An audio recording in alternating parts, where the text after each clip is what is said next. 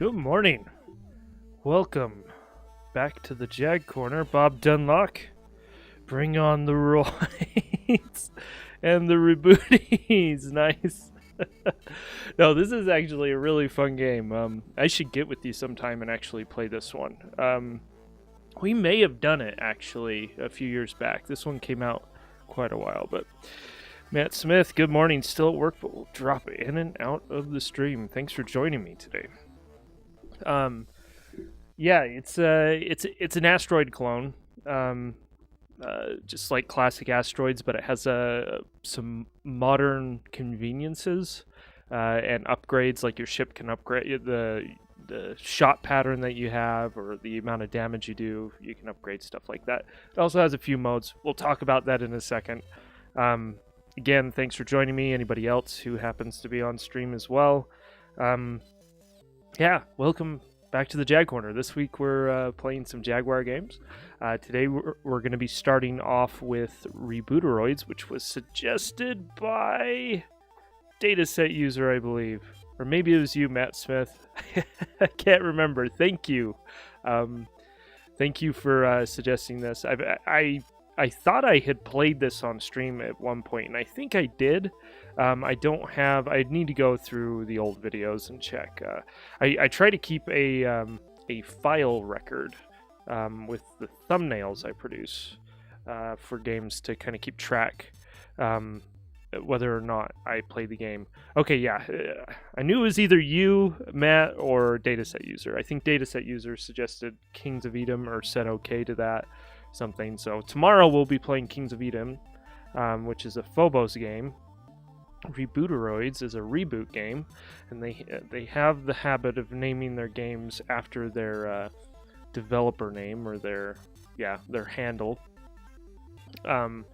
Anyways, really good. I'm trying to think if I have anything in the way of news outside just the game itself. The only thing I can think of is, and I don't even want to bring it up or bring it up in the browser because I've talked about it just a couple weeks ago, but there's more updates to RMAC, I believe, which is the MadMac assembler for Jaguar programming, essentially.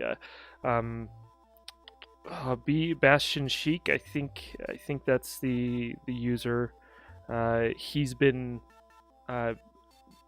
doing some development, I assume, and he's been running into little bugs and little suggestions for changes, and so he's been providing patches for RMAC, and those have been implemented really quick by GGN.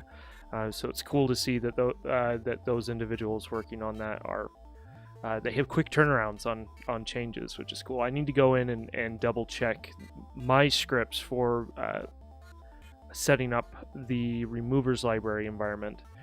Make sure everything's working fine there. I think it just uses, right now my script just uses the latest version of RMAC, and so I just need to run the script again and just make sure everything is building properly. So anyways, yeah, so other than that, I haven't noticed anything else. It seems like things have been pretty quiet on the forums. There was one thread I actually commented on, was an Atari Lynx thread where somebody was just asking, is it worth getting an Atari Lynx? And from a price standpoint, it probably isn't, because I believe those have been going up in price along with the Jag. But it's a really good console. I wasted too much time this last week playing Xenophobe on the Atari Lynx, and I've played a lot of different versions of that game, and I think I like the Lynx version the best. It's really good. It's even more fun if you have a couple people to play multiplayer, or 3 or 4 people to play multiplayer with. It's a fun game. The reason why I played it so much last week is I wanted to see if there was an end game, because I remember the Atari ST version seemed like you could get to the ending of the game pretty quick, and I haven't been able to do that on the Lynx. I think I've gotten to like level 15, and the levels repeat themselves, and I think they get a little more difficult or something. And so I'm wondering if there's actually an end game, or if it's more like a classic arcade where it just goes on until you lose. But Somebody might be able to tell me in the chat. I was trying to find a walkthrough or something, or a video on YouTube. I didn't look very hard on YouTube, to be honest, but I was looking for a walkthrough to see if there was an actual game over where you, if I remember correctly, you rescue. It's a damsel in distress situation. She's stuck on a alien spaceship or something, and you have to rescue her. Don't remember exactly, but anyways, other than that, let me just do my little pitch here at the beginning of the video for JagCorner. If I can, if my brain will wake up here. Let's see. Hopefully it's set up. Oh, look at that. It's set up. Awesome. So yeah, if you're new here or if you're watching this video after the fact, JagCorner is kind of it's a front end for BitJag, and BitJag is just our developer name. You can go to JagCorner.com and learn more about the game we are currently working on, which is Crescent Memories, which is it's a compilation. It has a Flappy Bird clone called Flappy McFur, which is an update of a game I released back in 2016. Oddball, which is a Pong clone with some twists on the environment and the mechanics. And then Audit Will Be Watching, which is a menu-driven survival game. It's really an elaborate art project for me, spending time practicing pixel art and stuff like that, and learning, expanding my programming skills on the Jag. So they're all fun. All three of them are fun games, some more addicting than others. Anyways, they're coming along. I'm trying to, again, with me, it's just been a motivation thing. When you've worked on something so long, sometimes it can be hard to continue to motivate yourself, but I am committed to finishing it eventually. It will get done. In the background, I have been working on other projects as well. I just haven't announced those because I personally feel that I shouldn't have announced Crescent Memory so early. I wish I had put some more time into it before done that. That way there wasn't this a feeling of a long wait. And so, anyways, you can learn more about that at JagCorner.com, and don't forget to sign up for the newsletter as well. The newsletter, I'm just building an email list so I can contact you more directly if you are interested in being contacted more directly about this kind of stuff. There will be behind the scenes content, exclusive content that I won't post anywhere else. So that's the advantage of being on the newsletter, and also announcements. So like those projects I was talking about, you'll be the first to hear about those through the newsletter. So definitely sign up to that if you get the chance. Let's get to Rebooteroids. Rebooteroids. Let me reorient here. I need a different mic setup. First of all, this mic, I have some sort of grounding issue with my setup here, which is a little concerning. It hasn't destroyed anything yet or stopped my heart or anything like that. But whenever I touch the microphone, and you might be able to hear it if you have headphones, there's I think they call it a 60 hertz hum. It's a very bassy hum. Anyways, let me start the console over. Or reboot the console is probably a better way to say that. Reboot. Get it? Reboot? Rebooteroids? Anyways, I have this really cool video intro. Or a sprite intro that looks like a video. Actually, that one looks like it's actually encoded as a video. I know CJ, Cyrano J, he has examples of video running off of a cartridge, specifically Cinepack video, which is what the Jaguar was designed around in terms of video playback. And I'm pretty sure that this game has that. And over time, I noticed that this version of the Atari Age logo that he plays back is much lower quality than like the Dr. Typo Collection or Gravitic Minds. And a few years ago, when there was a anime music video called Bad Apple that was really popular, that was being ported to platforms it really never really needed to be on. He jumped on that bandwagon and actually got Bad Apple over to the Jag, and I think there was a lot learned on how to optimize video playback so you could fit more on a cartridge, basically, because he was trying to fit the entire music video within 6 megabytes on a cartridge, and he was able to do it. And it looks fantastic, sounds fantastic. It's really cool. I believe he worked with Orion on that as well, in order to get the audio as small but as clear as possible. But anyways, enough about that. I thought there was actually, maybe I missed it, a Rebooteroids logo, but I don't think there is. I did play this just a little bit before the stream started. That's why I started a little bit late, because I wanted to make sure that the game and everything worked. A couple of my Jags have a hard time with Reboot's games because of the sound engine. The sound engine doesn't play nice with the DSP in those consoles, because the DSP is probably dying in a couple of my consoles, which is unfortunate. Yeah, I actually have a lot of stories. I've been trying to resurrect a console, and yesterday I spent a few hours slotting my BIOS chip on the console that wasn't working, so I could swap the BIOS and see if that might be the issue. So I extracted the BIOS chip out of that, tested it, and the BIOS works fine. So it wasn't the BIOS that was keeping the console from working. But at the same time, while I was doing that, I tested the BIOS in another Jag that I have, which is one of my Jags that I think has DSP issues, but it does boot and everything. And I was swapping the BIOS out and playing it with games that I knew that had audio issues on that console. And I noticed that using a different BIOS would cause more or less problems with the audio. And I'm not saying it's the BIOS that is the problem, it's still the DSP, but it's interesting how that code is different enough to create differences like that. But anyways, I'm assuming it's the DSP that is the problem in those consoles. It could just be a capacitor that's slowly dying. It could be, REG1, which is the 5-volt gateway for audio. I may just need to replace that on the consoles too. I need to get some of those ordered and give that a try. But anyways, Dataset user, good morning. We've already talked about you a little bit, but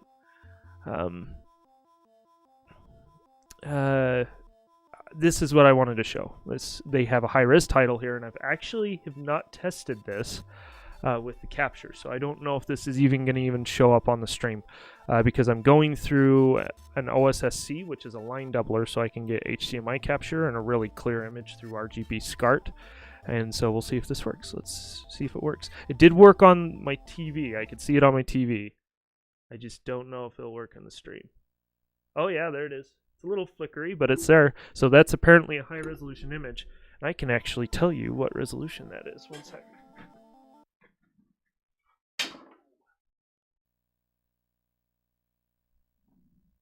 So it says it's 525i, which is 520. That's the vertical resolution. So 525 pixels high interlaced, which, yeah, that's higher than PAL as well. So pretty high resolution. So, anyways, fun stuff. Let's get playing. There's a few different game modes. Oh, something I didn't show. Let me show this really quick. We'll get to gameplay soon, I swear. Is first of all the box. This is one I haven't worked on, so it's not bad. It's very simple. It's Asteroids. I mean, what else are you gonna do besides either showing the gameplay or doing some elaborate spaceship blowing up rocks like the original Asteroids artwork? But yeah, it's a nice box. And the manual, it's a pretty thick manual. Same artwork. Yeah. I don't think I've ever flipped through this manual. It's pretty much the same. We may take a look at this if I run into something confusing. It's Asteroids. I'm not expecting it to be, super involved. Looks like there's bonus rounds, stuff like that. The names for the different modes here are pretty straightforward. They're you have skirmish. Well, actually, I think it starts up here. Start game. So the primary game, the primary, how would I say this? The primary attraction. There we go. The primary attraction for this game is I think there's a set of levels, something like 100 different levels that you can go through that have different scenarios there. There's a co-op mode, which I assume goes through those same levels that the one-player mode goes through, but then you have somebody, if I remember right, because I did test this out before, is one person controls the ship, like the movement, and another person controls the turret, which is neat. And then skirmish mode, which I assume is just random levels. And then skirmish co-op is pretty self-explanatory, and Rebooteroids, which is where you can fight a second player, I assume. I don't think I've played that one with anybody, so I might have to. I'm actually planning on getting. I've been trying to talk a couple of my brothers into getting on stream. Bob, maybe I should get you on stream at some point again as well. We'd probably have to do the stream at a different time to make that work. But I want to do some multiplayer stuff. I have my Atari 800 fixed up. I have a SD card reader for it now. There's some games I want to sit down with my brothers specifically with that computer, because that computer was in the peripheral of my childhood. And so I don't have a lot of experience with it, but my brothers grew up with it, and so I think it would be fun to get them on the stream and talking about their experience and playing some of the games that they grew up with. But we could do it like on a Saturday morning or something. And something else I've been wanting to test, Bob, is a mobile setup. And so I was thinking of actually, if you're fine with it, and if the kids aren't around, is going over to your place and actually setting up a mobile thing that we could test out.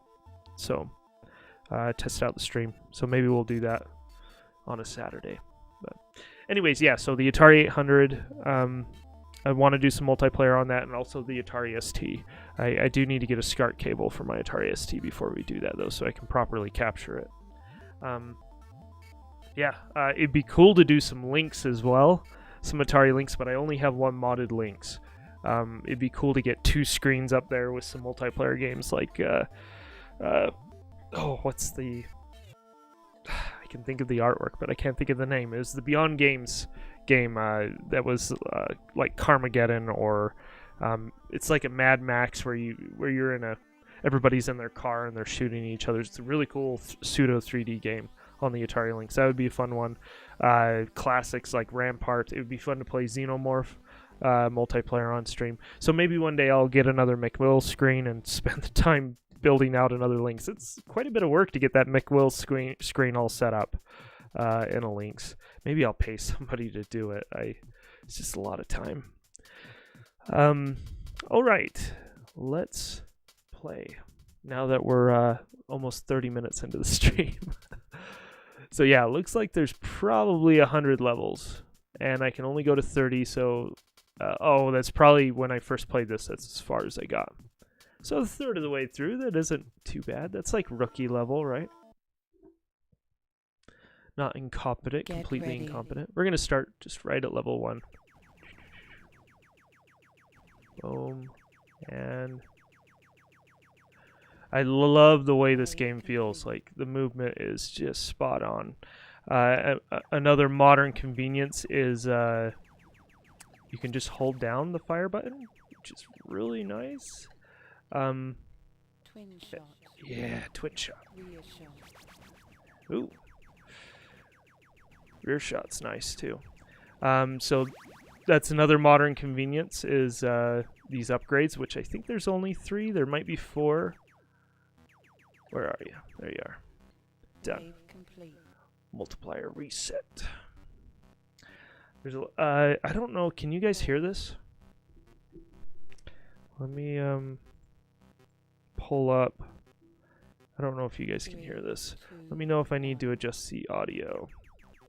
Oh, that's nice. So when you pause, you don't hit the pause button again to get out of pause. You fire. That way, if you're in a precarious situation, you're at least shooting. Gotcha. Twin shot. Twin shot. And I'm just playing with the stick right now. Okay.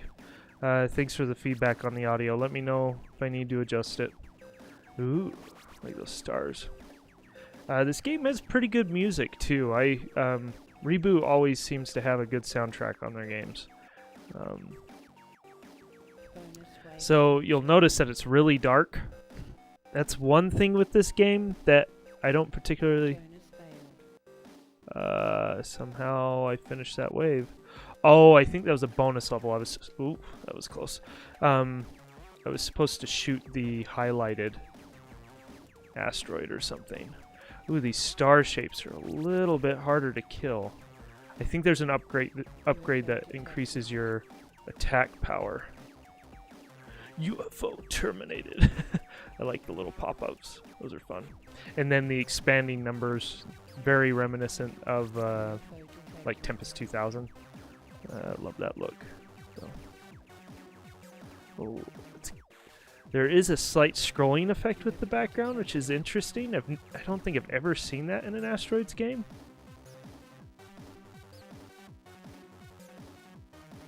So you can choose when to spawn in. That's what that little box is at the beginning.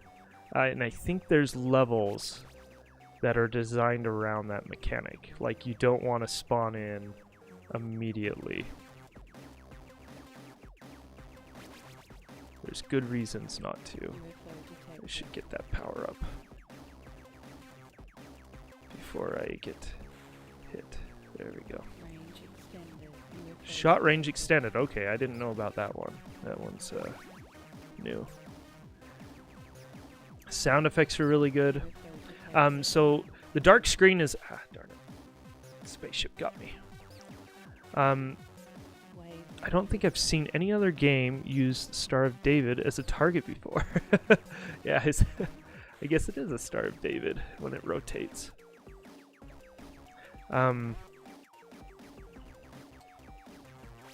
They're using so you have these really dark backgrounds, and I think the reason why they use those is because they're using Cry-Color, which, if you're not aware, is a unique color encoding scheme for the Jag. So if you're familiar with like RGB colors, like web colors that are encoded with 6 hexadecimal values. So for example, white on a modern computer is represented by FFFFFF and each pair of those values is for red, green, and blue. And they call that RGB color encoding, which is it's 24-bit. Oh darn it! I did it again. That was a bonus level. I think I was supposed to hit that red one. Oh man. Anyways, Cry-Color's a little bit different. Oh man. The walls are closing in. Oh, that's cool. You spawn where you die, and so you need to be careful when you choose to respawn. Oh, that was close. That was too close. So Jaguar Cry-Color, instead of using red, green, and blue, it uses, well, I think the acronym is cyan, red, and yellow. But in my experience, it doesn't quite work that way, and I think according to the Jaguar documentation, it doesn't necessarily use cyan, red. Well, it does, just not exclusively. What that acronym misses out is intensity. Oh, darn it, did I lose all my lives? Yep, I did. That's what I get for talking so much. Will. That's not Will. How do I think that's... No. Oh, there we go.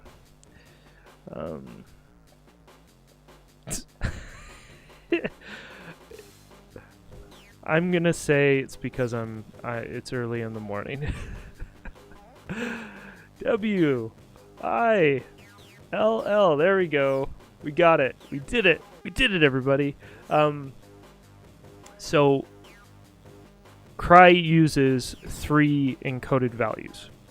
And I believe it's in a 556 color scheme. So you have 5 bits for cyan to... gosh, what does it go to? I can't remember now. It goes from cyan to red or cyan to yellow, I think. Yes. No. Anyways, 5 bits for one color value, 5 bits for another color value, then you mix those 2 colors, and then it has 6 bits for what they call intensity, if I remember right in the Jaguar documentation. And with that, you can mix quite a few different colors. Like, it's a different gamut than just normal RGB. And so, I guess I shouldn't leave that web code up on the screen. And it's really cool, and the reason why they have that is so you can do these blending modes. And I don't know if you noticed while we were playing, and we'll see it again here in just a moment when I stop talking for 2 seconds, is you can do these cool glow effects, but you can also do shadow effects too. And I think that's why the backgrounds are really dark in here, is because when you do that blending effect, you can actually overblend, or that intensity value can roll over, and it can create some what looks like in most situations bad graphics, essentially. Oh yeah, it is a Star of David, isn't it? Technically it's slightly skewed, like skewed in a certain direction, but yeah, I didn't notice that. But yeah, it's a really cool color scheme. I think I showed a little demo of just me messing around with it, learning how to encode those values and learning how to generate graphics that work with it well. And I'm planning on using it in a future project. So, but anyways, a neat little effect on the Jag, and the reason why they implemented this was specifically for Garage shading on 3D polygons. It's a very quick, it's a cheap way of adding Garage shading on polygons on the Jag. And as far as I know, it's an entirely unique method of doing that in computing history. Like, I don't believe it's been done anywhere else. There's probably been prototypes where it's been used before, but this is the first consumer product that I know of that uses Garage shading in that, using that very unique Cry color scheme to do that. So there's some nerdy stuff to nerd out on about the Jag. Should we do that again? Did we get to? We probably got to level 10, right? So let's start from there. Get ready. Oh, do we have bombs? I don't know if we have bombs.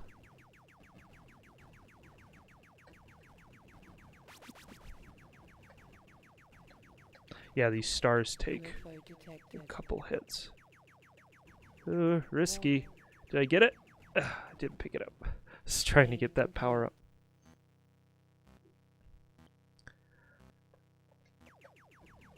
Oh yeah, I guess we got this far. I think this level or a level after this.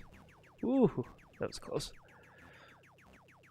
Yeah, you'll see that the bullets have that glow, and also the explosions kind of glow when you blow up, and you can see them blend with the background. Wave complete. Oh yeah, a spaceship shot us. That's how we lost our last life, if I remember right.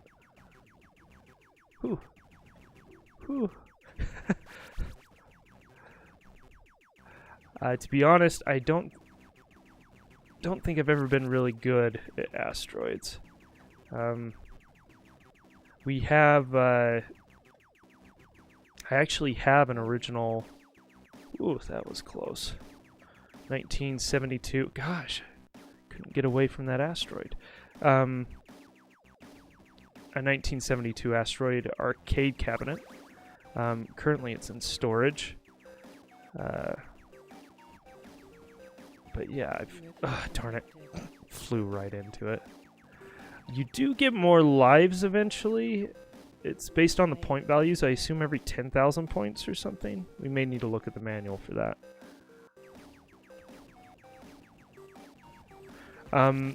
when you break apart the stars and asteroids, I feel that they program that really, really well.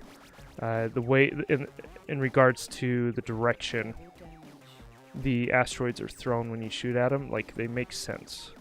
I've noticed on the original asteroid, I think it's just a random vector for those. Freedoms fade away. See, can I even... Oh, I can reach that back row. Ooh. Got it. Yeah, you have to destroy these in order, I think.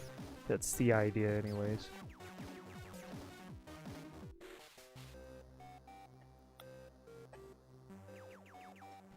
Whew. Gets a little bit easier once they get closer. These bonus stages are cool. I totally forgot about this.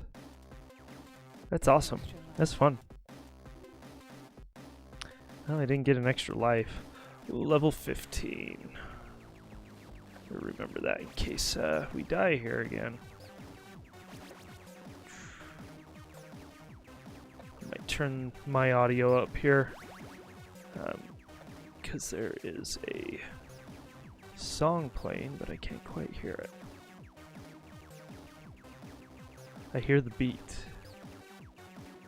UFO detected. Range extended. Done. Got it. So I played. Ooh. Gotta be paying attention. I don't even think it gave me a choice to spawn in there when I wanted to. So I have an Atari VCS, which is Atari's latest console. And they have a modern version of Asteroids on that. And I was playing that, and it's pretty good. I can't think... There were a few things I thought that could be improved in terms of gameplay or game modes, but I can't remember exactly what my complaint was, so maybe it isn't really a good complaint. But it was pretty fun. I really enjoyed it. Ran solid on the VCS, at least at 720p. It was really good. It actually got me thinking of buying some of their other updated games. I know they have a Missile Command update. Oh, gotcha, fool.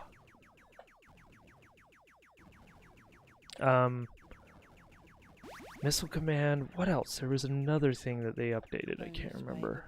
Oh, Gravatar, which is kind of like gravitic mines. Oh, darn it, messed up again. Feel like I need to move.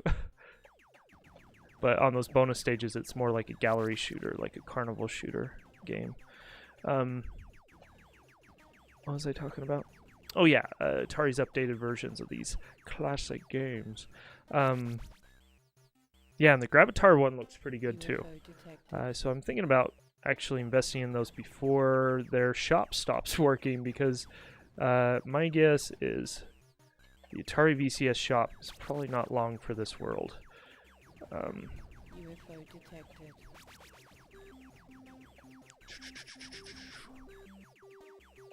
This level was a little tricky. I had to be careful. It's cool how you can set up the patterns for the asteroids, so it feels like you're going to be safe at the beginning, and then you find out that basically you're trapped if you don't blow yourself out. Out of the precarious situation that you find yourself in. Ooh, that was close. Whoa! Whoa! Oh! Bad place to be. Bad place to be. Oh wow, we were really lucky there. That was good. That is one thing I love about Asteroids, is there's those moments where it feels like instinct rather than skill. See, this is one of those levels where it's just like, is he gonna trap me in some clever formation? Yeah, like that. Ah, darn it. Snuck up behind me. Oh, darn it. I spawned in too early. We were on 20, right? Somewhere around that. Name. Well, you got a higher score. Put my name in again. W. Oh, screwed up. I. Well, there we go. There's something about the scrolling on this that, you know, it's just my fault. I'm not gonna blame it on something else. Okay. Let's see here. Did we even get on the list? I don't even think we got on the list. Bummer. Okay, level 20. Yeah, Get ready. Asteroids is a good game. Very good. Oh yeah, we definitely played this level. I don't think we got to level 30. So, starting level 20. It's really nice that he has this setup that you unlock levels Wave. and in groups of 10, which is, I think, a clever way of designing it because kind of gives you practice before you get back up to the level that you died on. I think that is wise design. This game also supports rotary, which I do have a rotary controller, so maybe here at the 7 o'clock, at the hour, I'll swap out for a rotary controller and we'll give that a try. Oh, this is the one that we were... Oh, ooh! Wait for it. Go.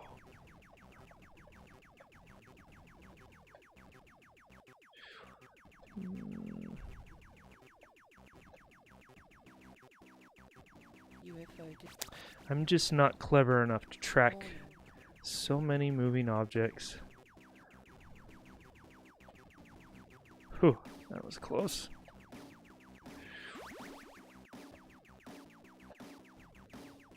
Ah, darn it. That one was a dumb mistake. Okay, there we go. Wave complete.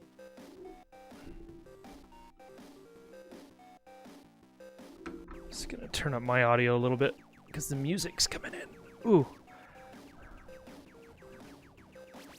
Oh. Man, that was all luck there. UFO detected. Die, UFO. Approaching. Oh, darn it. Did it again. I wish it would... Maybe it's saying it and I'm just not seeing it. But I wish it'd say, like, bonus stage and pause for a little bit. But I'll get used to it eventually. Ah, Game over. darn it. We didn't even get to level 30. Yeah, I don't deserve a high score on that one. Start game. Let's do level 20 again. It's cool that it keeps your cursor position, too. Get ready. Get ready.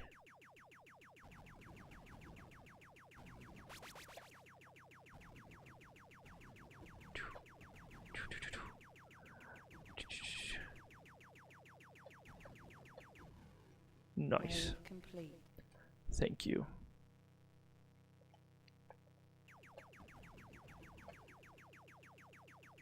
Not quite.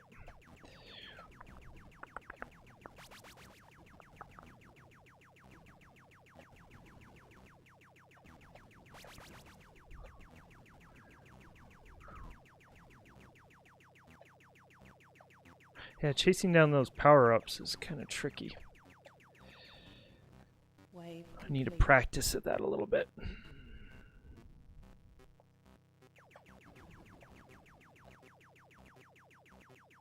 Kind of need to just go with the flow on this one. Well, I guess once they start breaking out, they kind of... Ah! Well, we're already down to 1 life. Doing terrible so far.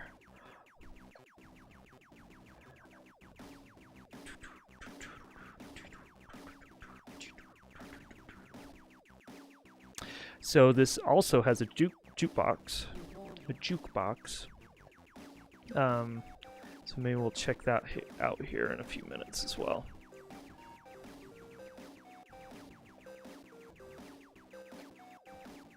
Ooh, close. I got one hit off. Got it. Wave complete. See if we can get at least past level 25.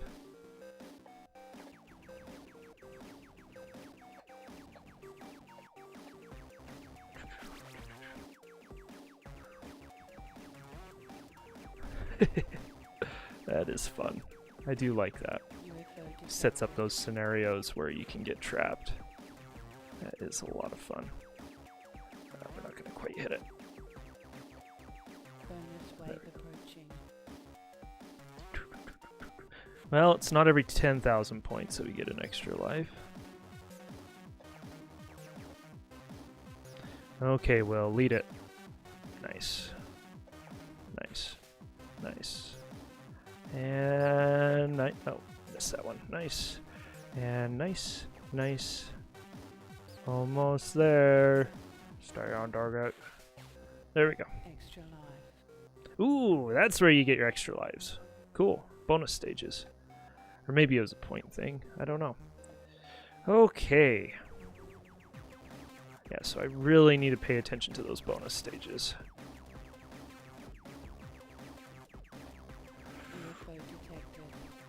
Die, UFO! Whew. I need that twin shot. That's what I need. Yeah. Lay waste.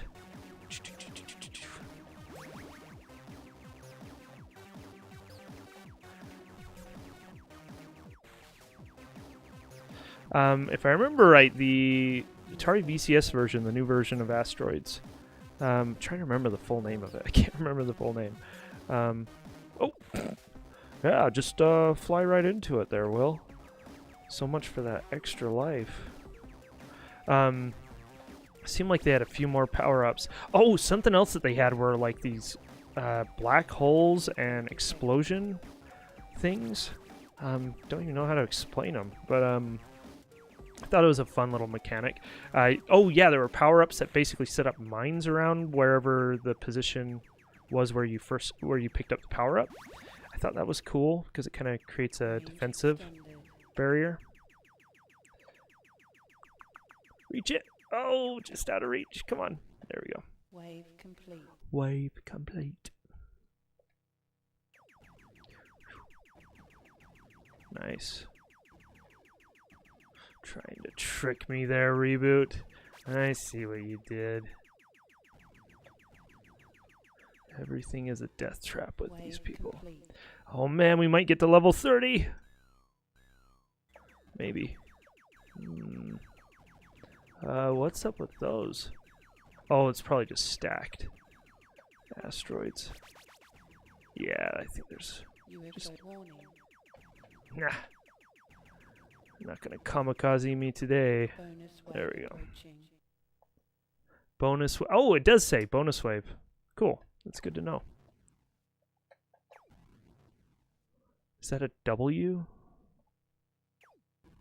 Oh, that is tricky. Ah! Bonus failed. Oh, that means we aren't going to get our extra life. Well, let's see if we can at least get to level 30.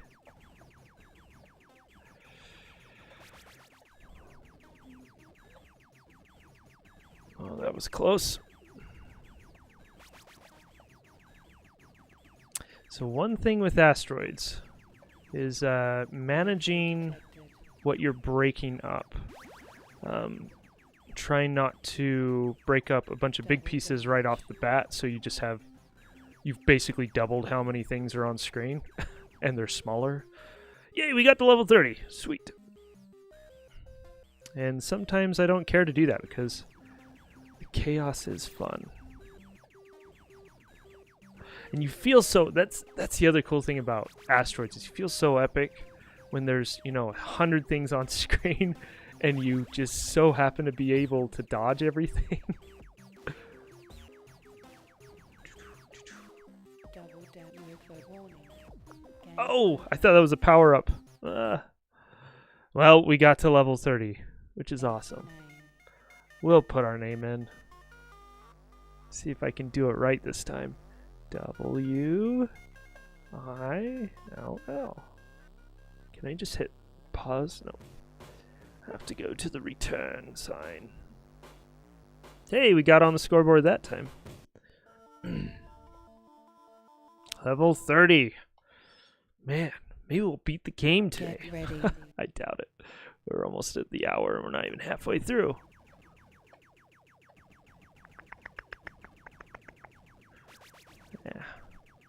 Yeah, I like the sound effects. Like the visuals. Overall, I like the visuals. Sometimes it feels a little bit dark, but kind of feels like a like 90s laser tag. If I had to give the aesthetic a name, that's what it would be. It'd be 90s laser tag.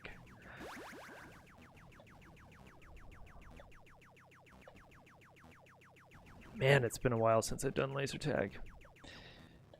Wait. I always enjoyed laser tag. The best laser tag I ever did was actually while I was in Taiwan. They do really good laser tag over there. Very elaborate arenas, setups for that. Double damage, that's what I'm talking about. None of this, it takes 2 shots. Got it. Score. Oh, there's score multipliers. You have to be able to get extra lives at some point through the score. Like, why else? Well, I guess just to get the high score, right? Wave complete.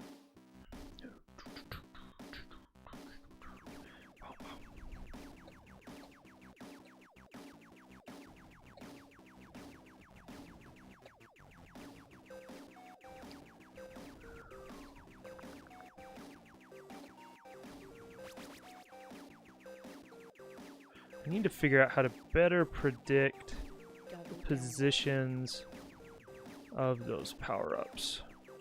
UFO detected. It feels a little bit like Kobayashi Maru, which is another game that Reboot made. I felt there's this kind of weird, the way your movement and your position relative to how other things moves feels weird. I'm not going to say bad. It's definitely not bad. It's just something you have to get used to. Bonus wave Um, action. Bonus stage. Okay, let's see if we can get that extra life. Oh, gosh. Oh. This is going to be rough, guys.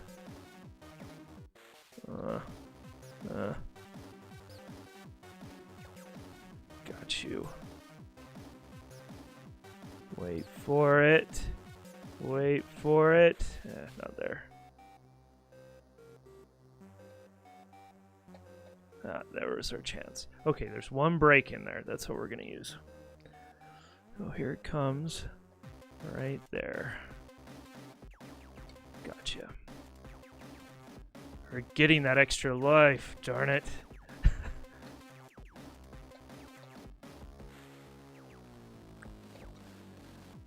This is a clever idea for the bonus stage. I like it. Weird that I didn't remember this at all. Extra life. Extra life. Nice. Hey, we have 4 lives.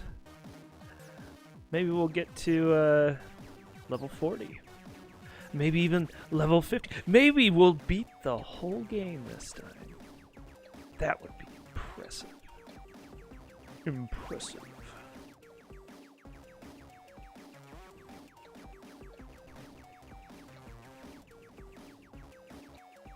And it seems like those power-ups never go like towards, they're just out of reach. I want one of those. Come on.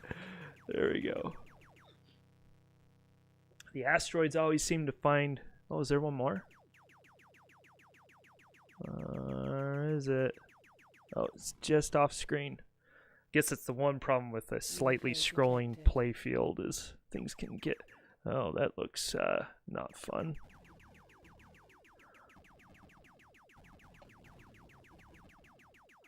See, this is where that management thing is. See, I probably shouldn't, oh, that was close. Shoot the big one.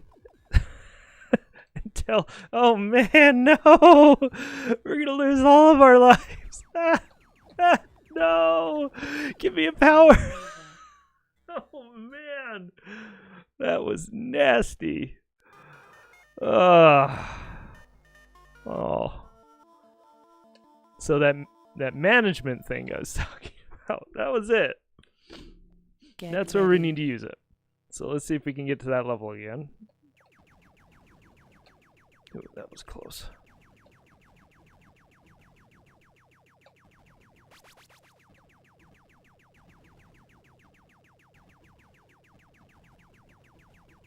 UFO detected. Where are you, UFO? Gotcha. Ah, darn it. Thought I turned far enough. This is where a rotary might be really good. Don't know if I want to switch to a rotary now. Kind of getting used to the stick controls, which feel great, by the way. Obviously, the mechanics of a game like this would lend themselves to a rotary because of the rotation. Complete. Which we'll switch over to a rotary here in just a moment.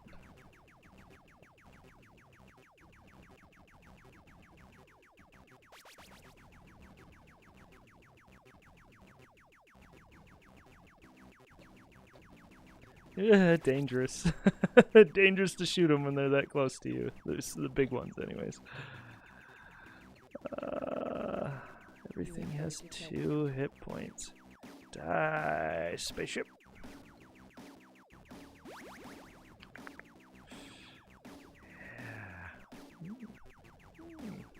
Yeah. Lucky. Double damage. Wave complete. Wave complete. Oh, not hitting anything. There we go. There you go, Will.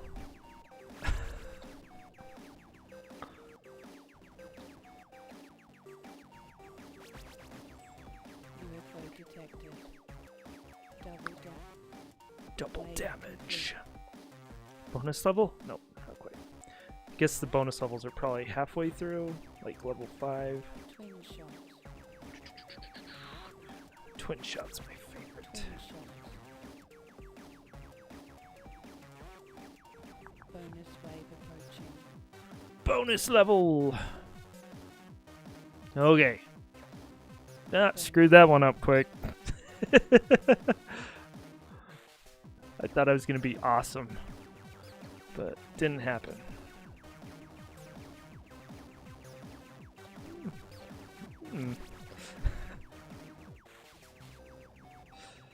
Good thing this game doesn't have pixel perfect detection. Ooh. That's where a rotary would have been nice.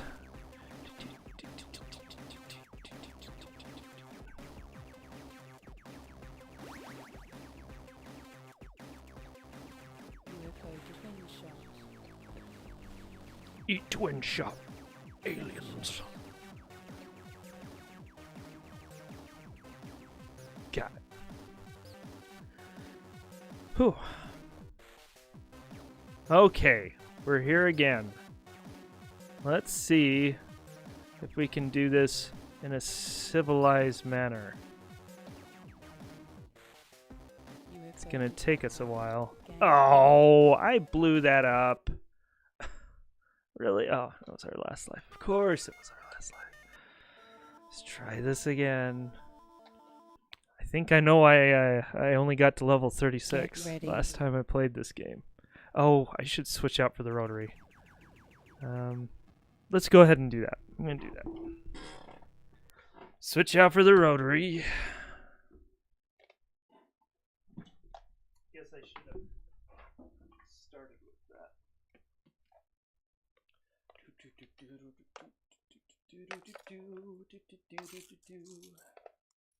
Yeah, that song's pretty catchy. I like it.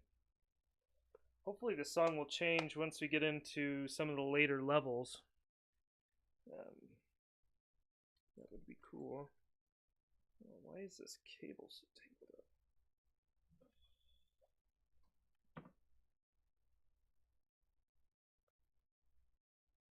Okay.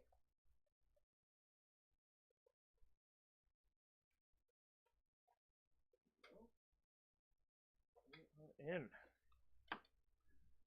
Oh, we are in. We got our new controller. Let me, so, I can't remember who made these. I should know those names. I don't think he's doing it anymore, but the rotary's on the front, which I know a lot of people don't like, but it has, what makes it usable is the switch on the bottom allows you, let me see if I can get a better look at that, allows you to switch between the D-pad and the rotary controller.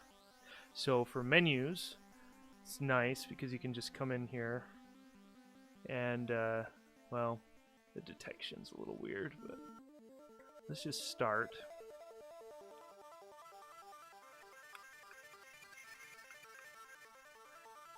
Ah, darn it. Didn't want to start at level 20. Get ready.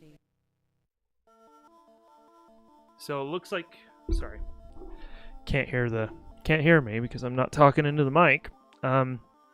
Yeah, so there's, in case you missed it, there's a switch that on the back of the controller allows you to switch between the rotary and the D-pad, which is nice because it looks like this game has some auto detection. Oh, we start it over again.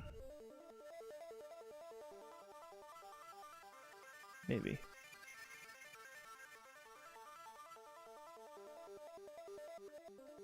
Start game.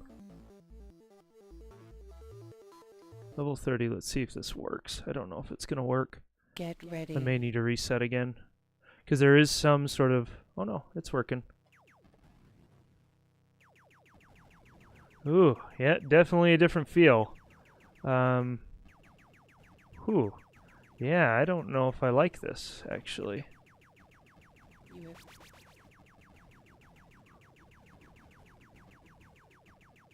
Don't know if I like this. We'll give it a try here for a few minutes. I may get used to it. It's just, I'm not used to the sensitivity. It's very, very sensitive. UFO warning. Die! Ooh, ooh. Ooh, ooh, yeah. I'm having a hard time coordinating the thrusters with the turn. Feels a little jittery, maybe, is a good word for it. And I think they have an adjustment that you can do. We'll go check that out here. I'm just curious to how they actually test that. Or, Over. no, already a game over. Yeah, let's see if we can change that. No, I modded the pad myself, dataset user. Or, sorry, I didn't. I bought it from somebody. They were selling pre-modded controllers. I do a little bit of modding myself. I don't know if I'm entirely comfortable with doing a mod like this. I hate permanently modifying. Yeah, I can't get to that. A and C for up and down. Okay, sound effect control, rotate rate, rotate trim.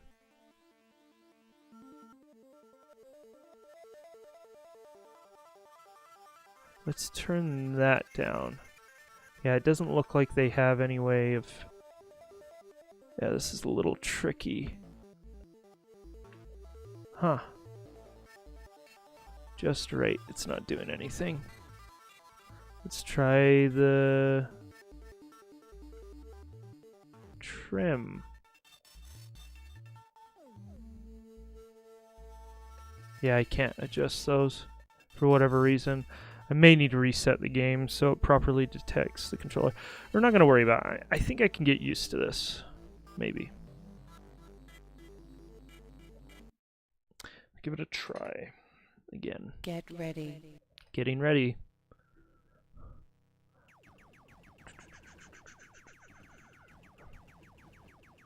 Because you can't, like, throw it.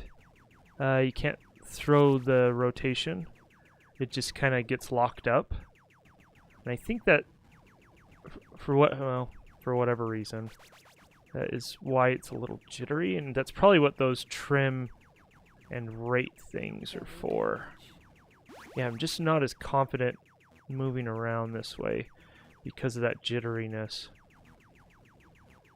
I don't know, though. Maybe I can get used to this. I don't think we'll ever get past level 36. At least not today. Wave complete. Not today.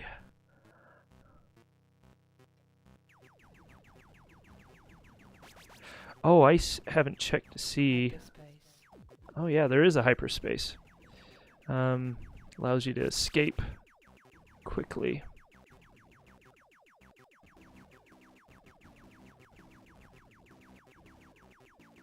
Double damage. That's what I'm talking about. UFO detected. Oh really? UFO destroyed. Yeah, it's because I can't throw it. Yeah, this just doesn't work. Wave complete. And I don't think it's the game's fault. I think it's more my controller than anything. Or it could be that, like, the trim setting or something. Ooh, I wonder how this is going to work on the bonus stages. Which we're coming up on one in a couple levels.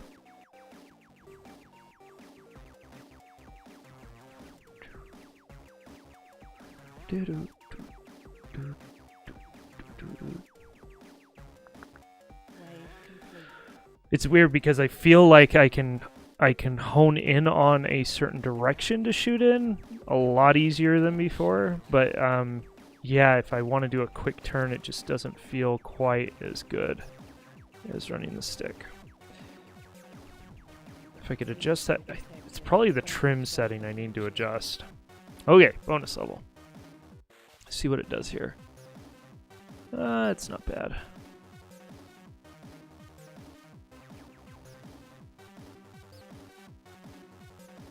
Tricky. We're gonna come over here and wait for that break again. Oh, is that it? That's it right there. Got it. Yeah, I can't throw it. Ah!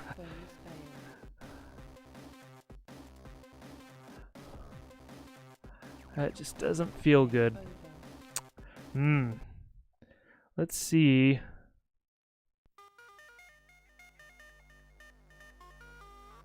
So doing the pound star reset seemed to change the detection at some point. Oh. Yeah, so let's do this. We're going to go into the game. Then I'm going to restart with the rotary enabled. Like that. It's going to go over to that. Oh. A and C for up and down. So let's try the trim. There we go. I'm gonna bump it like the opposite of what it was and see what that does. Get ready. Okay, we'll do that. Oh yeah, that's way better. I can almost throw myself all the way around now. It's super sensitive, and it might be a little too much actually. And never mind, I still can't throw myself all the way around. It's really just sensitivity now. It's super sensitive. Okay, let's go back out. Go back over. Trim. Turn it down just a little bit, like right there. Huh. Yeah, let's see what that feels like. We may mess around with the rate adjustment as well. Get ready. Okay.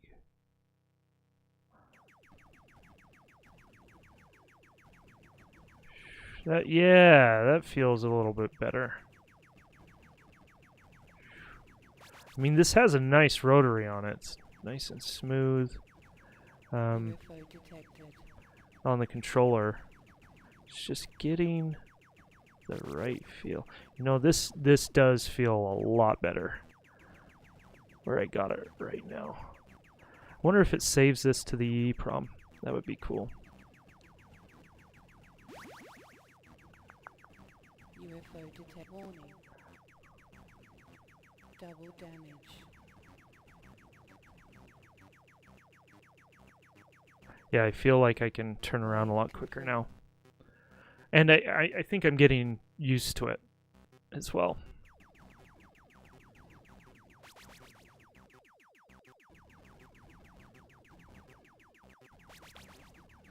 Oh. Not doing good.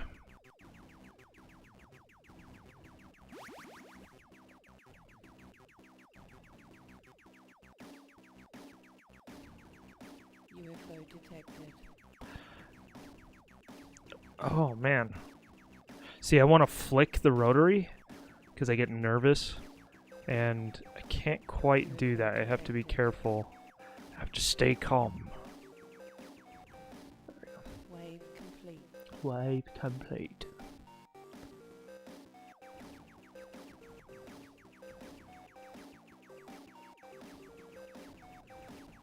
Double damage. Double damage. Nice, that double damage saved me.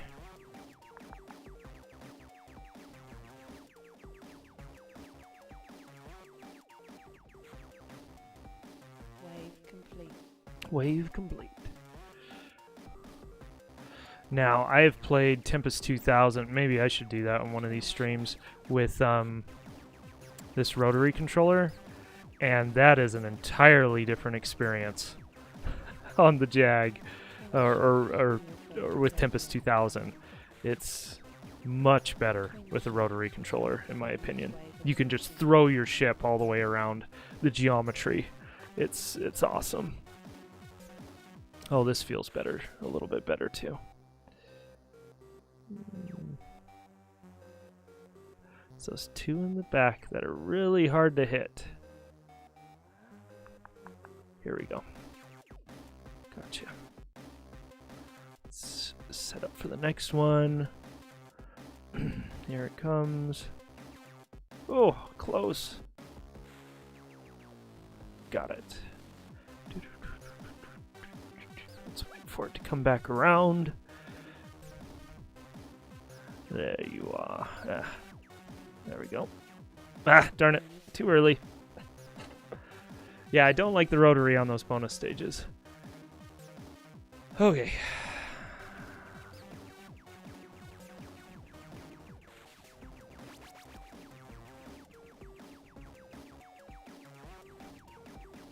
Whew, that was close. Oh, that was close too. UFO detected. UFO destroyed. Game Yeah, that was... Oh, darn it. I kind of want to switch back to the stick. Let's try modifying the rate here before I give up entirely. So, I assume right is high. Maybe we need to turn it down a little bit. Let's try that. Maybe I should look in the manual. Manual probably talks about all this. Get ready. Okay.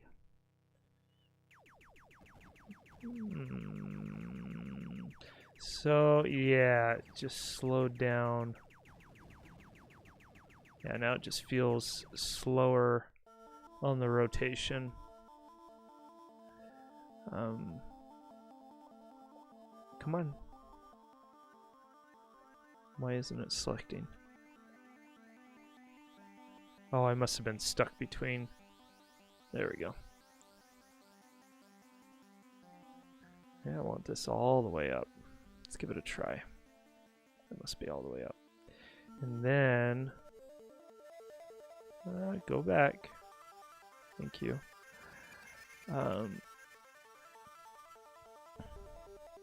Turn this, put this in the center maybe? I don't know, I'm kind of just guessing on all that. Get ready. Get ready. Oh. Doing great. Doing really good. This feels pretty good, actually. I can't flick it all the way around, but It feels okay.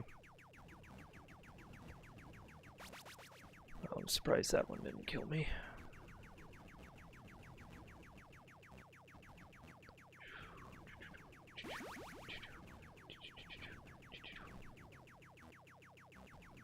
Yeah, I think I'm gonna go back to using just a D-pad. UFO terminated. UFO detected. Oh, it's down there. Oh, there's a big one too. There we go. Wave complete. Got it.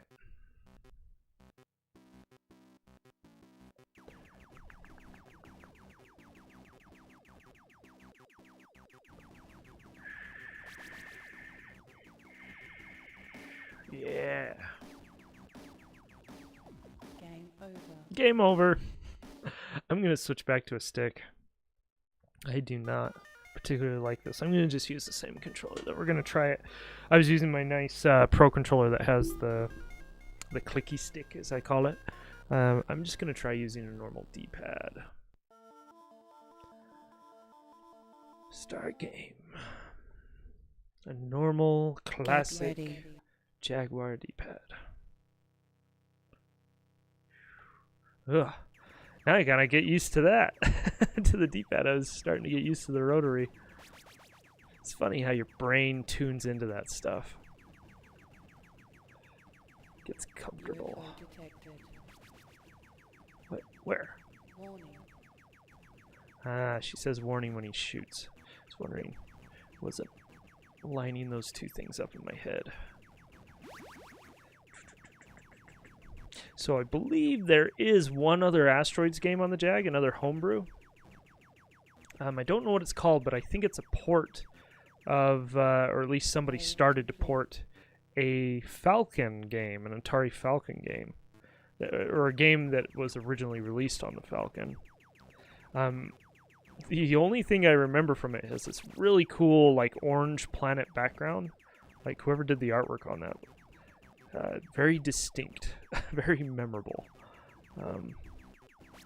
And it seemed like it was pre-rendered, so all the asteroids were pre-rendered, spaceships and stuff. I don't think it was ever completed on the Jag. I think it's a finished game on the Falcon. It may have even been an Atari STE game as well. Though I'm not 100% sure on that.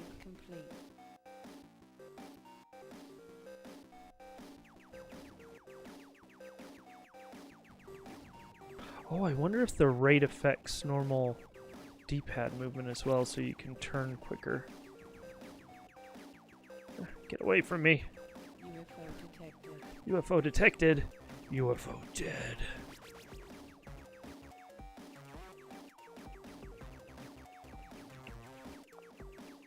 Die. Wave complete. Get in there, blow him up. Twin shot. Twin shot.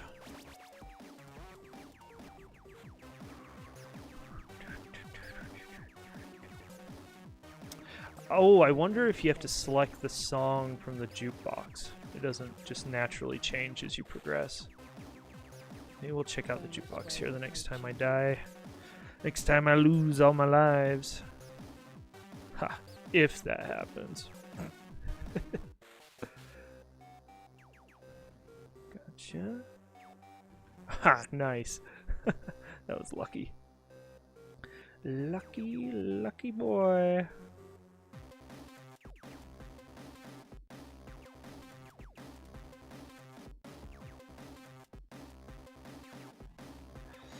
Try not to let my impatience get to me. Of course, the first row is a little bit easier. There we go. I got an extra life. Yeah! Watch this situation. Like the little messages. It's fun. Just break them all up. Double everything on the screen. Oh, darn it. Yeah, I like how it lets you choose when to spawn in. I think that's really cool. The original asteroids, what it does is it has some sort of routine that detects how close the asteroids are to the center of the screen before it spawns you in, and if there's enough room, then it spawns you in. Here, in this game, it lets you choose, at least on some levels. Okay, here we go again. A diamond explodes. I'm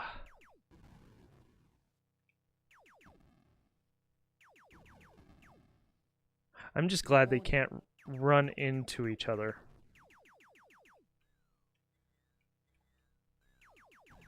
UFO detected.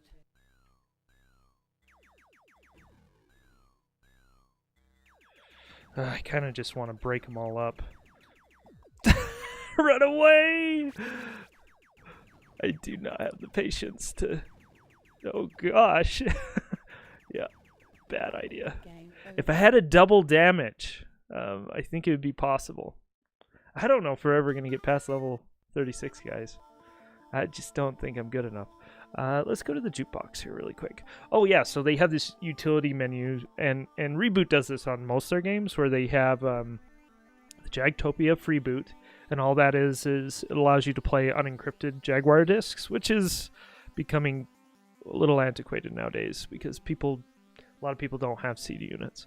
BGL load, this is just another way to load programs to RAM on the Jag using the serial connection, I believe. Or maybe that goes to the controller port. I can't remember. Cheats, I don't know what this is. I assume it's just, yeah, some password thing, and I don't know what the passwords are. Jukebox, and then reset the problem that just resets the high scores and everything. Push 1 to 4. Oh, excuse me. 1 to 4 to select song or 0 to exit. Main menu by Small Happy Bear, maybe? 2. Oh, that's the name. Game music. 3. High scores, potentially. Rebooteroids has a different song. And that's it. So it looks like there is just one song per gameplay. I was kind of hoping that there would be at least 2 or 3. Did I turn my... Oh, whoops. I accidentally turned my rotary back on. Let's see here. We have about 30 minutes. Let's see if we can get to level 40. I think we can do it. I just got to be patient with that that diamond level.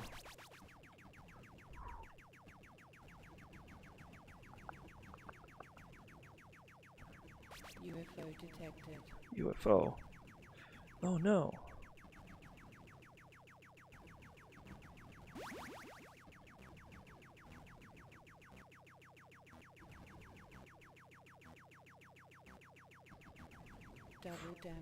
Double damage.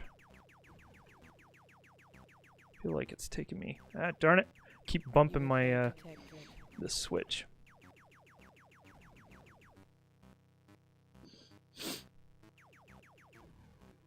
Wave complete.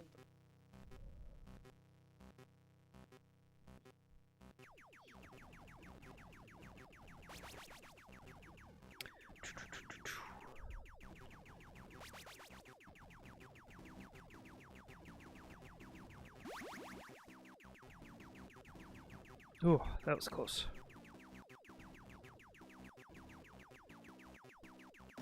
Double UFO detected.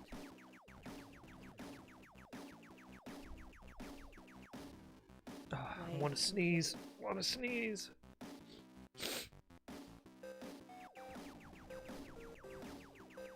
Bad time to sneeze. Oh, I hit something.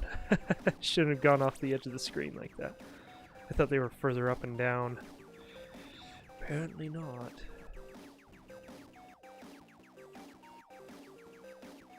UFO detected. Double damage. Wave complete.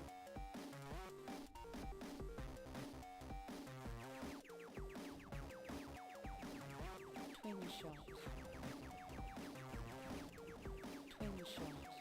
Ooh. That was close. Really close. UFO detected. Bonus Nice. approaching. Okay, here's that bonus stage again. Ah, nice. Oh, that was close. Let's wait for it to come back around. There's a slightly more open space here that makes it a bit easier to blow these up.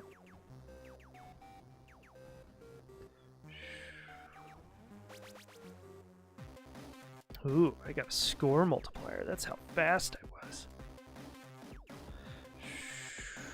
Extra life. Yay, we have 3 lives again.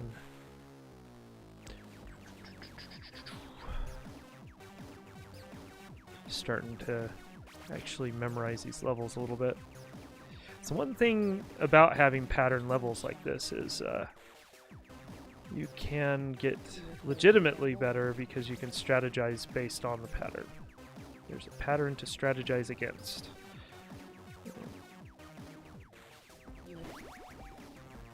Which is cool because from a game designer perspective, you can set the player up for future levels by getting them used to patterns and then subverting those patterns later on. Warning.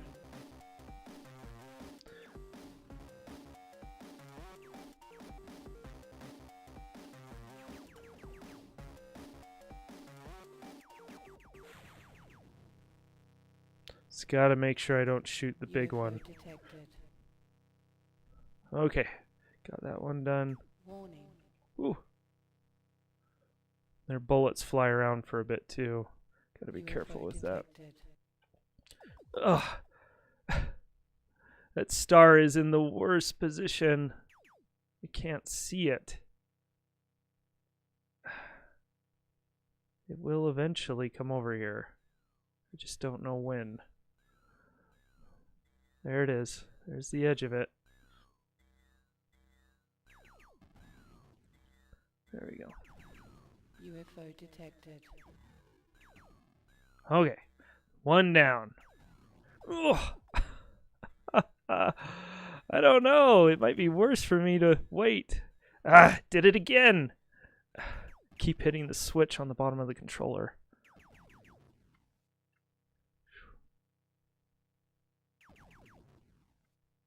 Kind of want to just UFO detected. Warning. wait for him.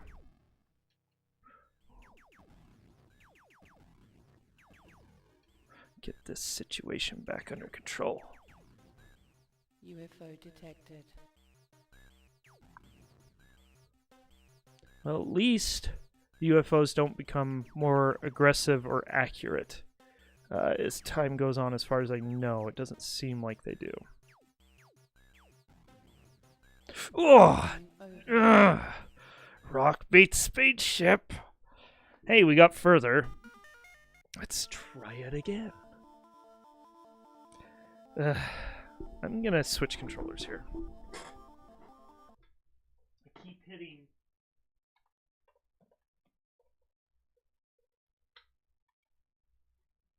I keep bumping the switch on the bottom of the controller with my belt, and so it keeps going back over to rotary. Maybe that wasn't the best design. Don't know where else. I guess you could put the switch up at the top or something. Portions of this code contain. Okay. Start.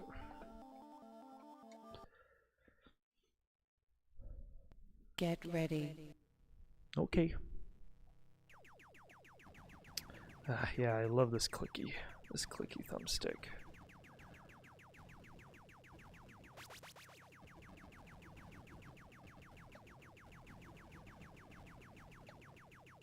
UFO. Warning. I'd say there are like 3 asteroids all going towards one position there, and I happen to be in that position. Okay, big star.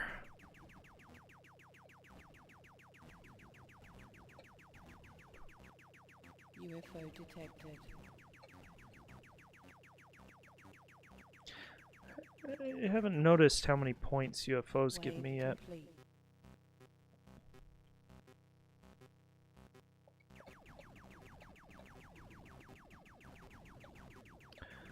Going in, guns blazing.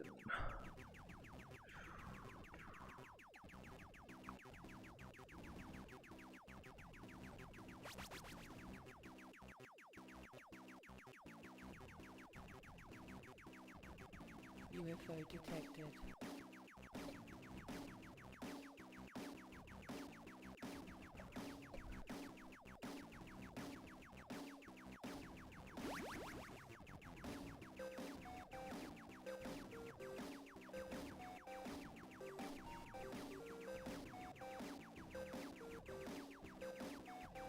There's something up here at the top of the screen. There we go. Complete. And I got a UFO too. That was nice. Come on. Go up something. Here they come. There we go.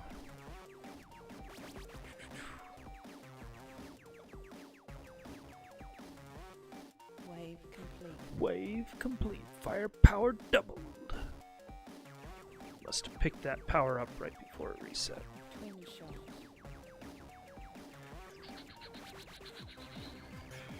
Haha, I'm not gonna move this time. Oh, that was close. Yeah, we didn't move at all that time. Okay, let's see if we can do this. Got you. Got you.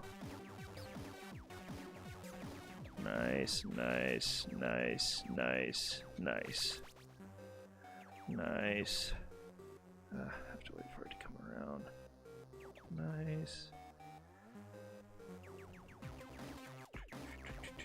Extra large. It's not a bad song. It does get stuck in your head.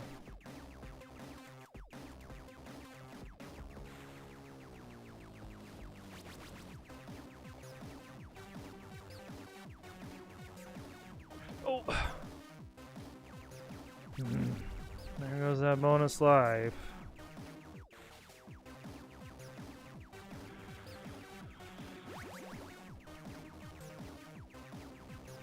Twin shot. Ugh. Got nervous. The asteroid started chasing me. Okay, here we go again.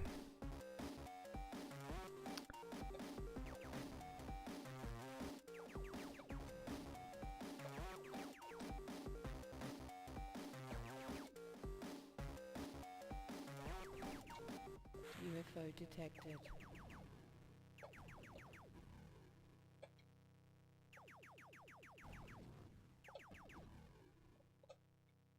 Whew, that was close. UFO detected.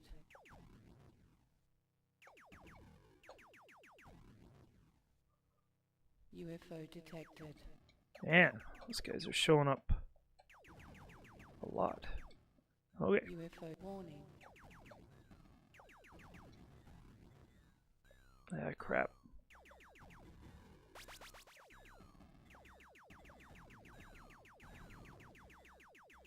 UFO detected. Good. We're doing good. We might get past this level. That would be awesome. Without losing a life either, which would be even UFO more detected. awesome.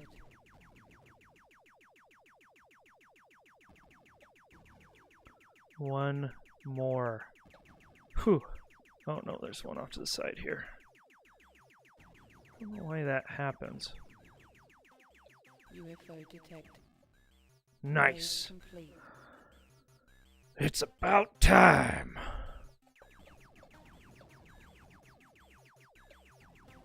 Just stay where you are, and you'll be fine. Double damage. As long as the UFO doesn't come up. Wave. Well, that was quite the contrast with the previous level. Uh-oh.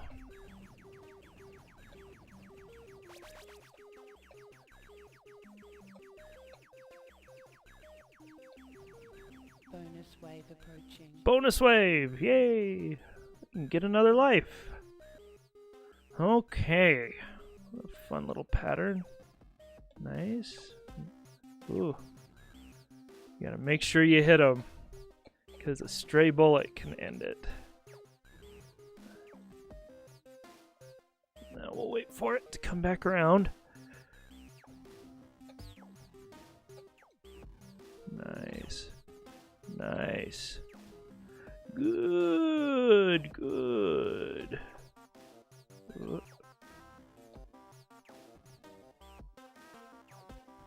Ah! Darn it. I was doing so well. So well. Double damage. Let the chaos ensue. UFO detected. UFO detected on a collision course. But we have a double shot. UFO detected. Warning. Ooh, that was close. Get a little revenge on that one. Yeah. Hey, that was level 40. Did your family buy a falcon back in the day? Nope. Didn't have a falcon, unfortunately. They did, so I actually still have the receipt for this. My mom kept the receipt because it was a big purchase for the family. But they bought a 520 ST. Wave complete. With I think a disk drive or something and some discs back in like it was 80 something, 86 or 87. I need to look at the receipt. I have it here somewhere. Wave complete.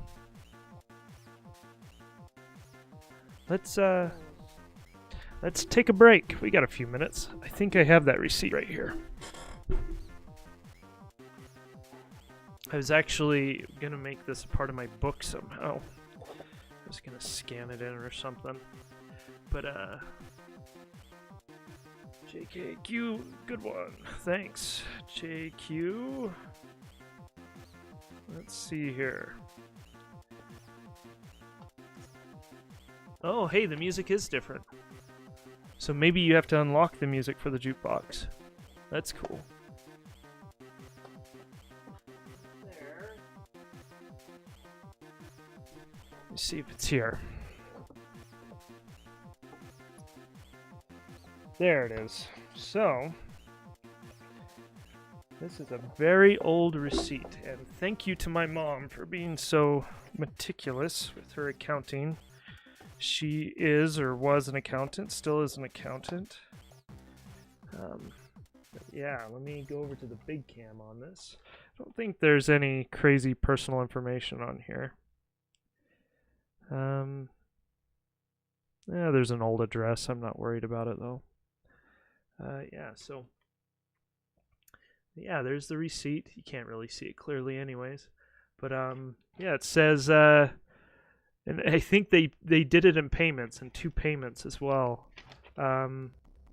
Color system and citizen printer from inventory number 3053 on November 14th, 1986.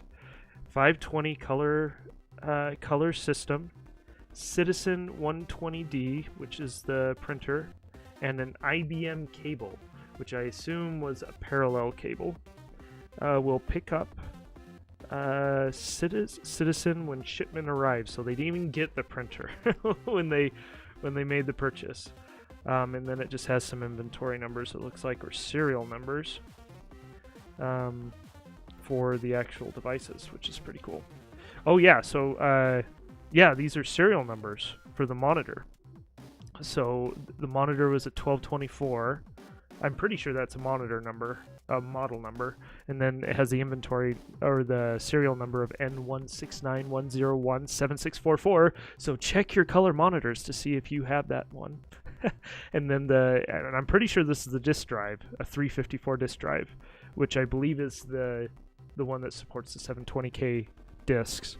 That's 5003860, and then the 520 ST, which is the serial number on that was 102 7699.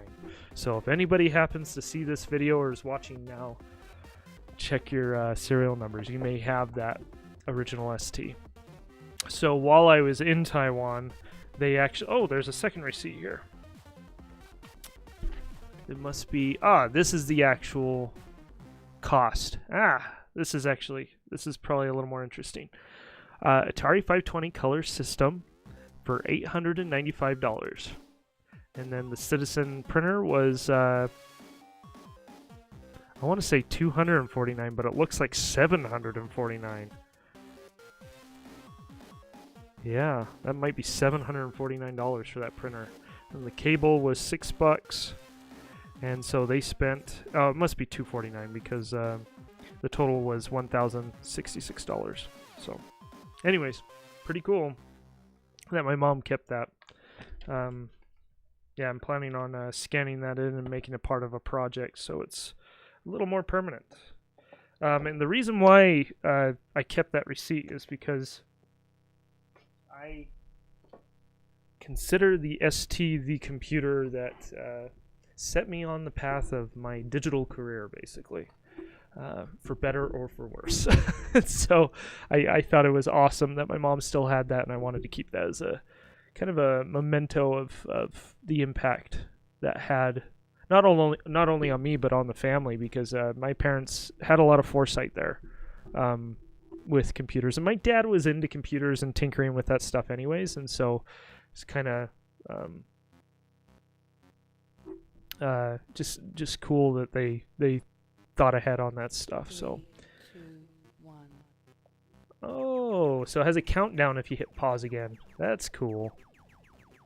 So you can shoot to unpause, or you can hit pause and then it does a countdown. That's actually really cool. Reboot, they definitely put a nice layer of polish on all their games, which I am very grateful for, because the Jag deserves its art.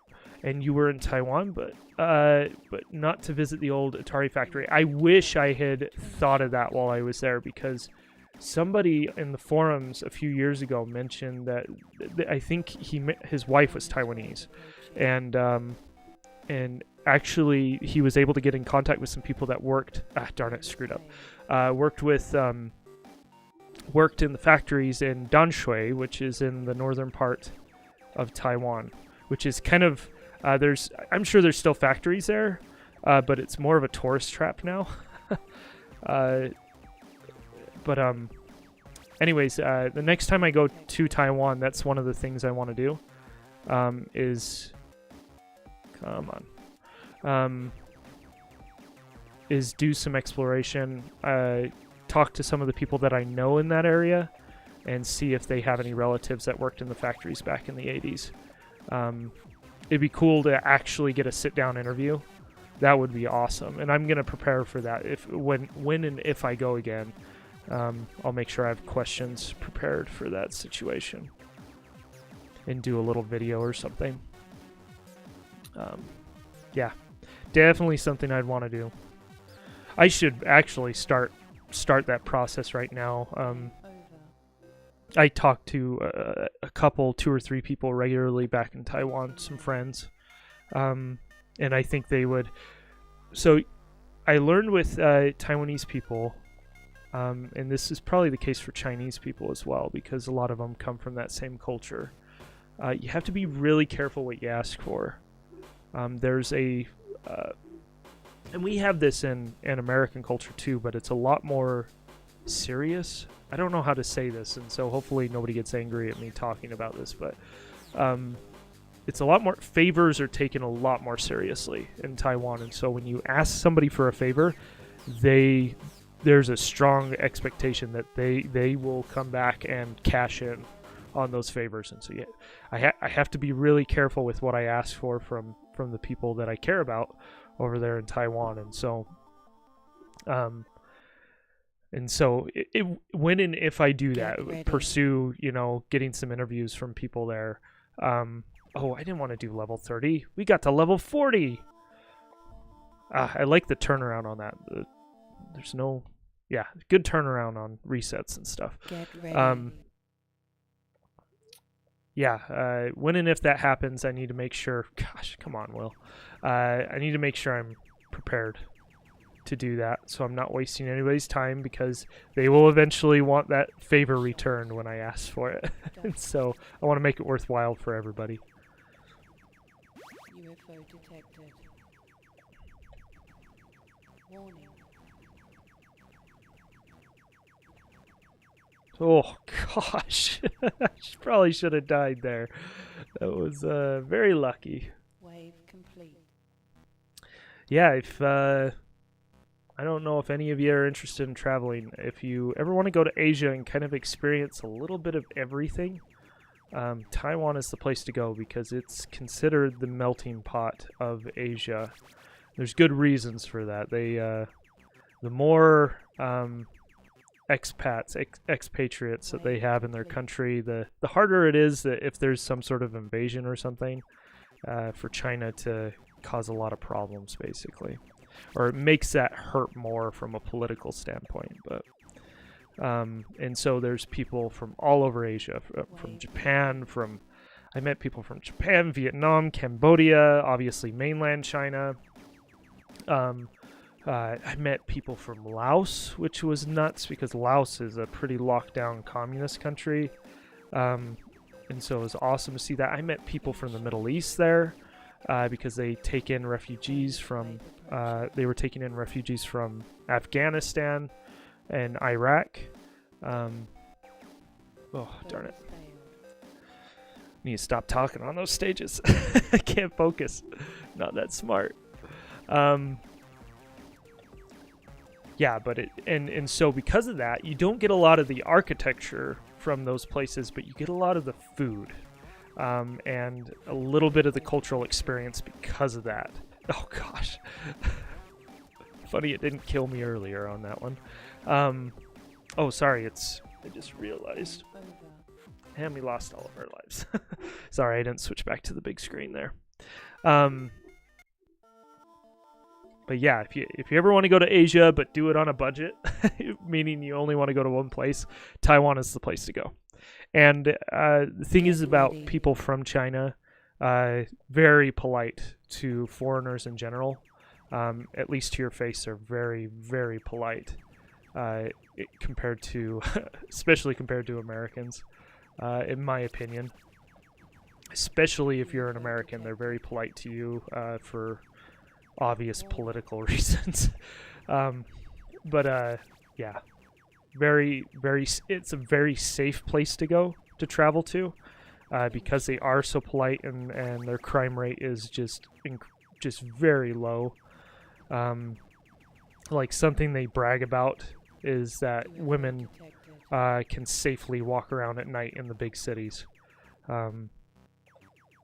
And I believe, for the most part, I believe that. There's some places that I wouldn't consider safe, but tourists usually never even get close to those places.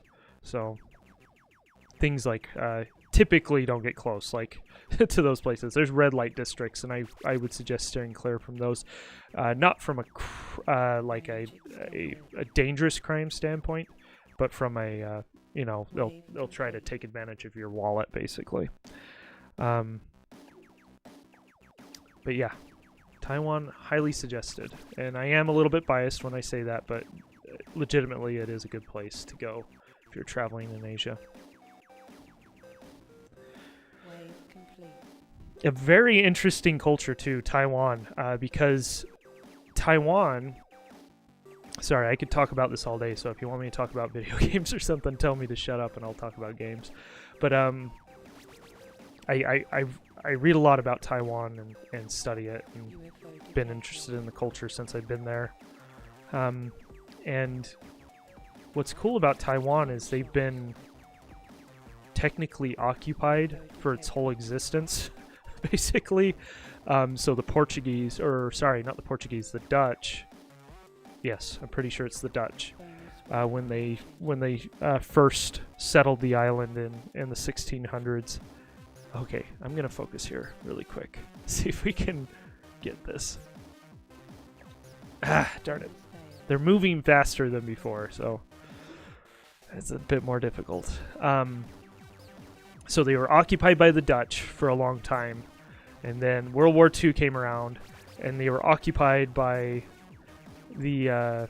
Sorry, let me go further back. Before the Dutch, the island was occupied by foreign rulers. So there is an Aboriginal or a native culture of Taiwan there that are not Han Chinese. They are actually more, from what I understand, more related to Polynesian groups than they are to the Han Chinese. And so the Chinese occupied the island first. And so you have that Aboriginal culture, and then you have the Han Chinese culture. And then, oh gosh, that was bad. And then you have the European culture, specifically the Dutch, I believe. Gosh, I want to say it's Portuguese. I don't know why I want to say it's Portuguese, but pretty sure it's the Dutch. Yeah, we are not doing good. These levels are getting way harder. Which happened, I think the Dutch settlement happened in the 1600s at some point. And it was really for trade with the Chinese, if I recall correctly. That's what most of it was. I think there was, I don't know if there was any enslavement happening with the native cultures, because the native cultures were pretty aggressive. And so there was just a lot of, basically is the Dutch took over the west side of the island, and they just left the west and the south side of the island and the north side, and the Aborigines were pretty much locked up on the east side of the island up in the hills. I'm speaking in very general. I'm sure it's far more nuanced than that. Anyways, moving on. Before World War II happened, the Japanese were doing their imperial push across Asia. And so they took over the island, pushed out the Europeans. And so there is they ruled with an iron fist. They forced everybody to learn Japanese. A lot of things were torn down and replaced with Japanese architecture, with European style Japanese architecture, which is its own chimera. And so you have that infusion of culture.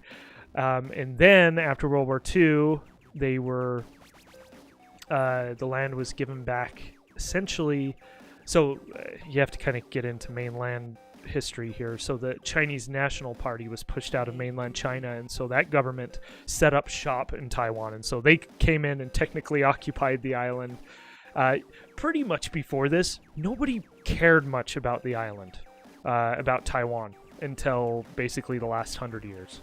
And so like it was just a convenient island for trade before that, or for war. And so when the nationalists were forced out by the communists in mainland China, they took up shop. They're very authoritarian in order to keep things stable and to keep the Chinese from causing problems, basically the communist Chinese from causing problems. And so, and fast forward to today, you have this gosh, man, I can't get the timing right on that.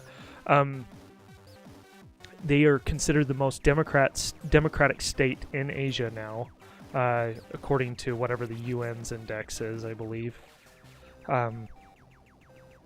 They replaced their authoritarian government with an incredibly democratic government, which never happens, historically speaking. And you have this really cool hybrid culture that has a Japanese flavor to it, very strong Han Chinese flavor to it. You have because they're an incredibly liberal state, there's been a push for protecting the Aboriginal cultures, and so I ran into that quite often while I was there. And Aborigines in Taiwan are quite a bit different than your Han Chinese, Taiwanese people. Gosh, yeah, this level has kicked me in the pants like 4 times now. Let's see if we can get through it. Get to level 50 here. And then, because of this constant threat that they've had from mainland China for the last, coming up on 100 years, they've been very liberal in terms of immigration, and so you have tons of Filipinos there. They're basically the ones that work in the factories now, because there's a big middle class in Taiwan now, because they've done very well. The 70s and 80s, 60s, 70s, and 80s were after they shed off the authoritarianism. Things were really good for Taiwan, and like if you're familiar with the chip shortage stuff that happened during COVID, it's because you couldn't get stuff out of Taiwan,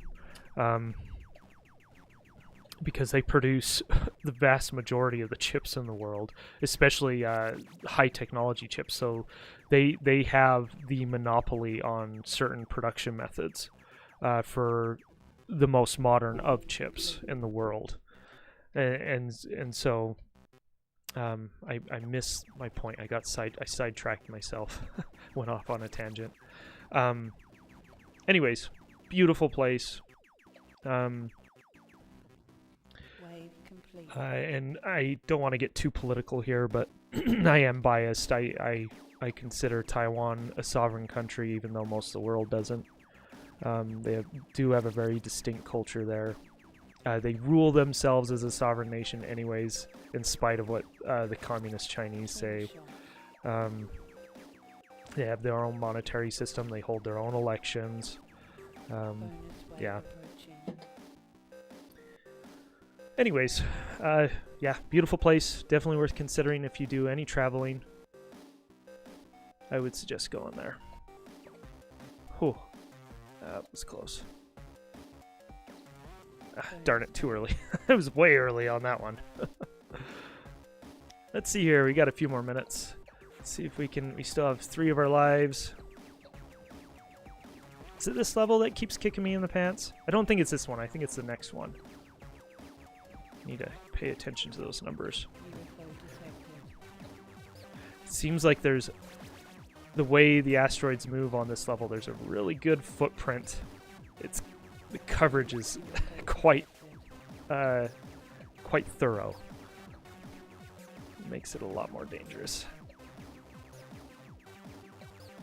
That rear shot doesn't hardly go anywhere.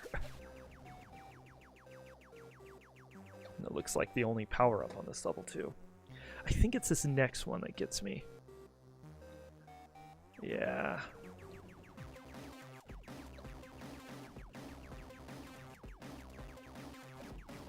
What I need is that 2 times thing.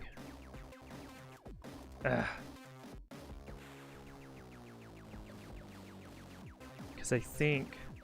Are these still taking 2 hits? They may still be taking 2 hits. I don't know.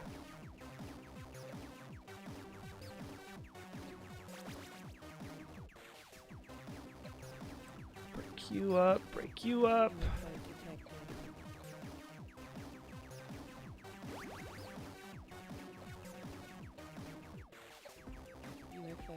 Ooh, ooh, ooh, ooh. That was close.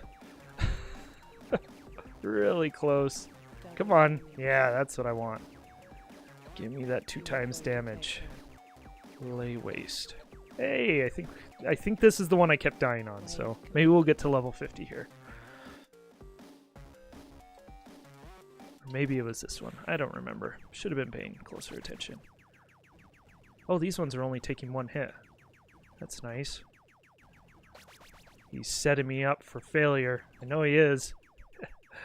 Twin shot. Yeah, twin shot.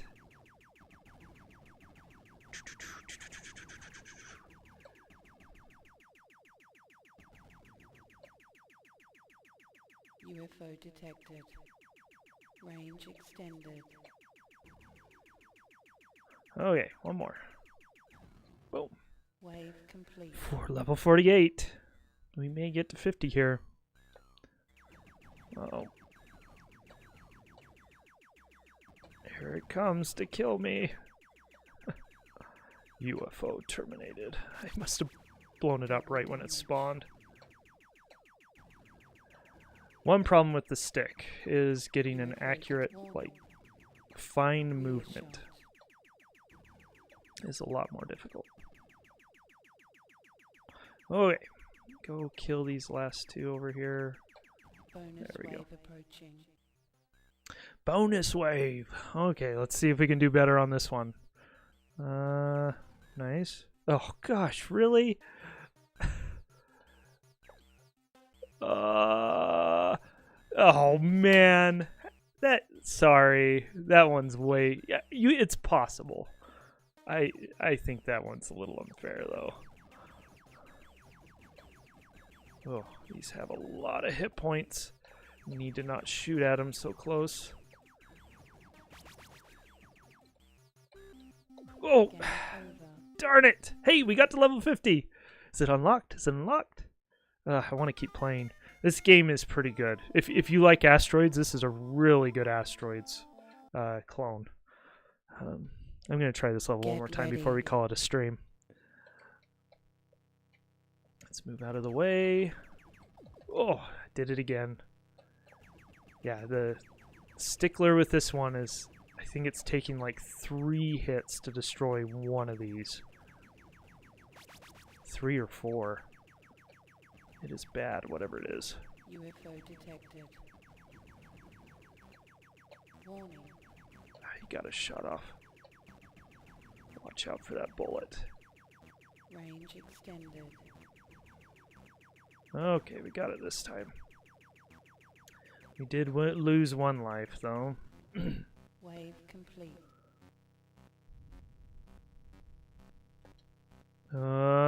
Wait for it. There we go. Ah, good. Back down to normal hit points on these asteroids. Ugh. You know, the scrolling, I think the reason why it feels weird is it makes me feel like I've moved further than I actually have. So, okay, I think we're done.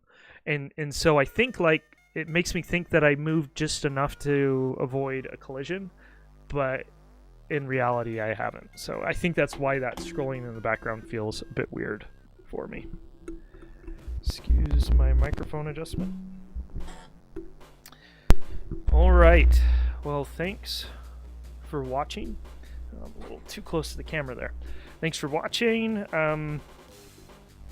I hope that was enjoyable. That's a pretty fun game. I'm glad you suggested that, Matt, if you're still on the stream. It is a really fun game. I need to sit down and actually beat that one. I think I can do it with a few solid hours. Yeah, thanks everybody else for joining the stream. Bob Dunlock, dataset user, JQ. You usually stop by, but I don't understand your comments 90% of the time. Like, I don't know why you put the money bag sign. It's a little strange. I know you're not a bot. I'm pretty sure you're not a bot. So, it's just your comments are strange. I can't interpret them correctly. But yeah, thanks for watching. Tomorrow we're going to play... I got it right here. We're going to play some Kings of Edom, which I've done a few streams on already, and I just want to put a few more hours into it. It's going to take a while to beat this one. I don't think anybody has beaten this one. At least they haven't announced it on the forums. And so it'd be nice to actually beat it on stream eventually in a few years. So I understood that one, JQ. Anyways, yeah, thanks for watching. Let me know if there's any news or anything that I missed out on in the Jag community. I try to keep an eye on everything, but I can't. I know there's a lot of conversations and stuff that happen that I don't have notifications for. And so if there's anything interesting, let me know and we'll take a look at it. Otherwise, we'll play some Kings of Edom tomorrow, and have a great day, and we'll see you tomorrow.